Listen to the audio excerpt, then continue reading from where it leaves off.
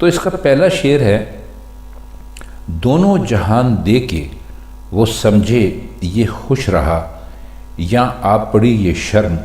کہ تکرار کیا کریں۔ دونوں جہان سے مراد ایک ہے کہ ایک یہ جہان اور ایک اگلا جہان، جس کے بارے میں ہم سب جانتے ہیں کہ انسان کو مرنے کے بعد اپنا حساب کتاب دینے کے لیے اللہ پاک کے حضور حاضر ہونا پڑے گا۔ اور یہ تو تقریباً تمام ہی مذاہب میں ہے کہ بھئی ایک تو یہ زندگی ہے جو ہم یہاں گزار رہے ہیں، اور اس کے بعد ایک زندگی اور بھی ہے جو آنے والی ہے۔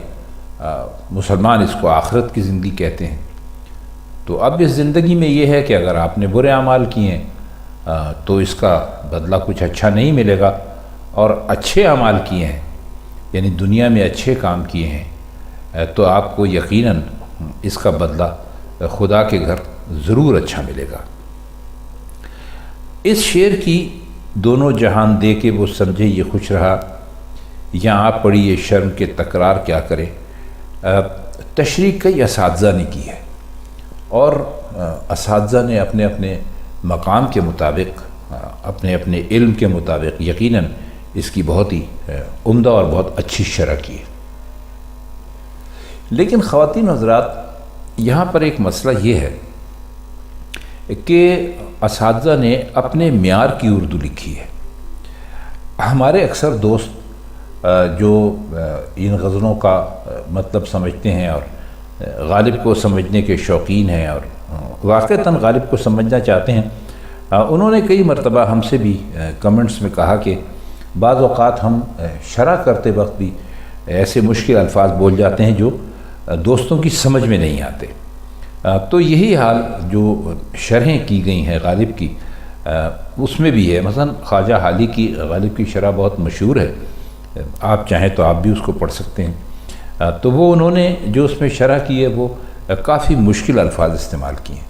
جبکہ ہماری کوشش یہ ہوتی ہے کہ جب ہم آپ کے ساتھ غالب پر بات کر رہے ہوں اور کوئی ایسی شرح ہماری نظر سے گزری ہو جس میں کہ مشکل الفاظ ہوں، تو ہم ان کو بھی آسان کر کے آپ کی خدمت میں پیش کریں۔ تو اس وقت مرزا غالب ان کی خواجہ حالی کی شرح تو ہمارے سامنے نہیں ہے، لیکن ہم نے جو ان کی شرح میں جو کچھ پڑھا ہے وہ ہم اپنے الفاظ میں آپ کی خدمت میں پیش کیے دیتے ہیں۔ تو خواجہ حالی اس کی شرح کرتے ہوئے اس پہلے شعر کی، یہ دونوں جہان دے کے وہ سمجھے یہ خوش رہا، فرماتے ہیں کہ اپنے حوصلے کے بہت بڑے ہونے کے ساتھ ساتھ اپنی شرافت نفس کا بھی اظہار کیا ہے۔ شرافت نفس کا مطلب یہ ہے کہ اپنی ذاتی شرافت کا، یعنی میں جو دونوں جہان لے کر خاموش رہا، اس کا مطلب یہ نہیں تھا کہ میں بس اسی پر میں نے قناعت کر لی، میں تو اس سے بھی زیادہ مانگتا تھا، لیکن اس سے زیادہ مانگنے میں اور تکرار کرنے میں، تکرار سے مطلب ہے بحث کرنے میں،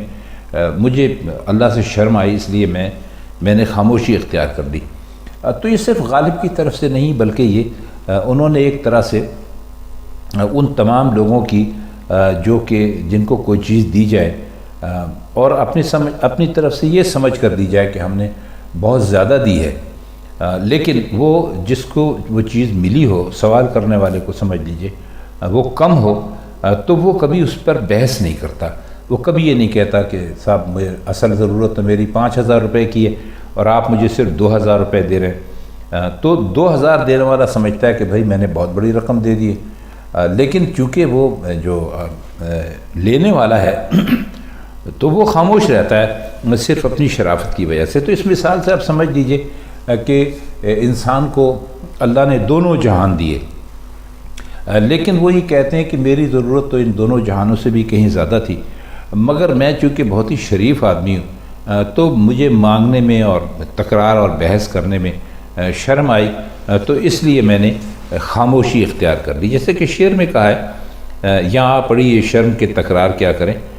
مطلب ہے یہ شرم کی وجہ سے میں خاموش ہو گیا، حالانکہ میری ضرورت کے مطابق مجھے دیا نہیں گیا تھا اور دینے والا سمجھ رہا تھا کہ میں نے بہت کچھ دے دیا۔ تو اس شعر کو آپ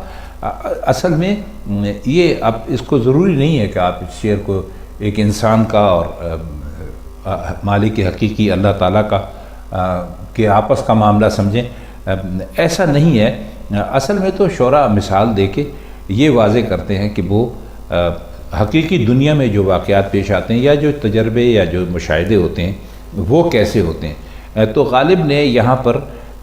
اسی کی بات کی ہے کہ بعض اوقات دینے والا سمجھتا ہے کہ ہم نے بہت کچھ دے دیا، اور لینے والا سمجھتا ہے کہ اس کی ضرورت اس سے پوری نہیں ہوگی، لیکن وہ شرم کی وجہ سے خاموش رہتا ہے۔ اب اللہ تعالیٰ نے انسان کو دونوں جہان دے دیے،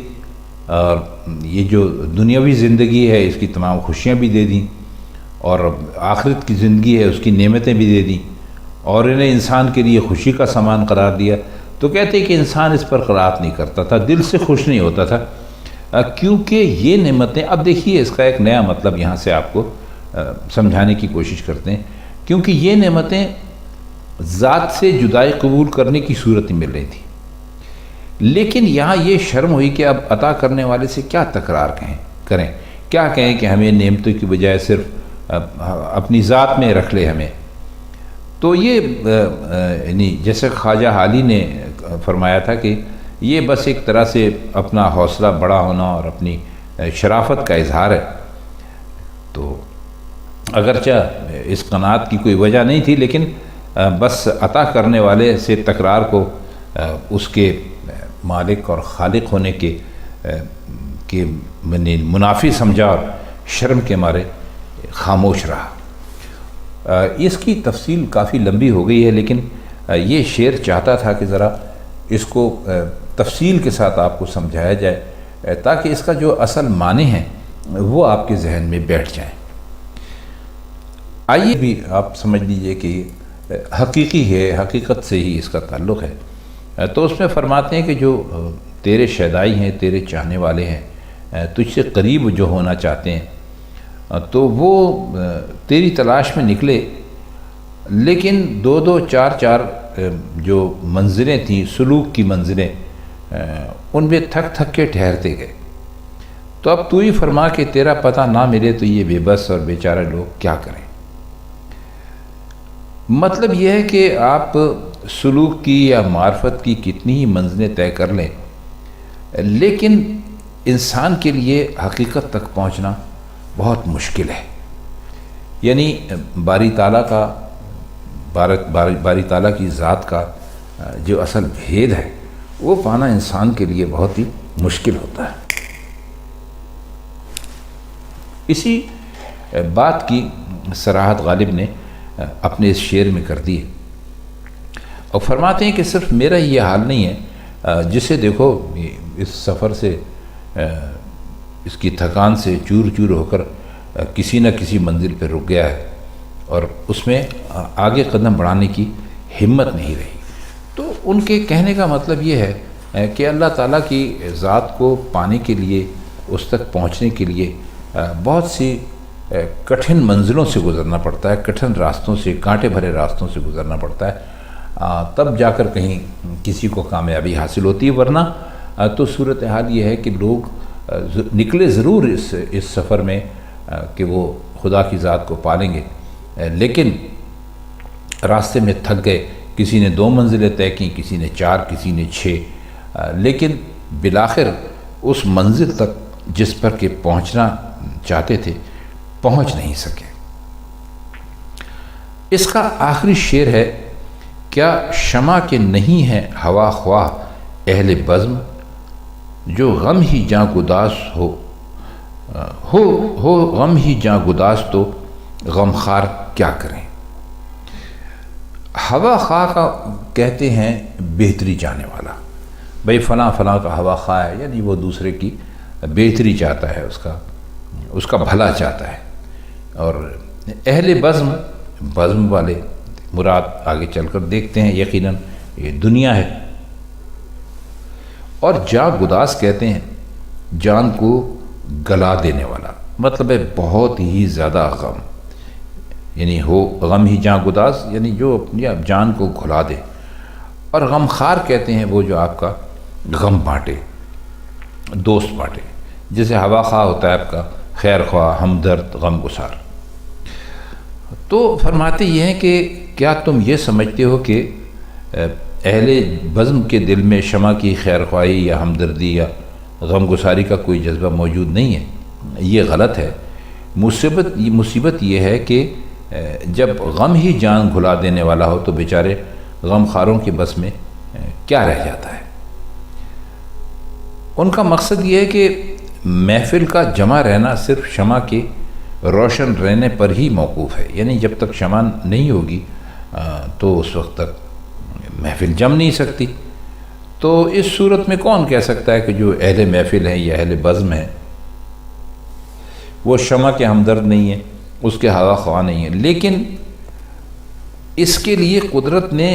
غم کا ایک ایسا سوز مقرر کر دیا ہے۔ سوز یعنی جلنا، یعنی ہر وقت غم کے اندر پڑے رہنا،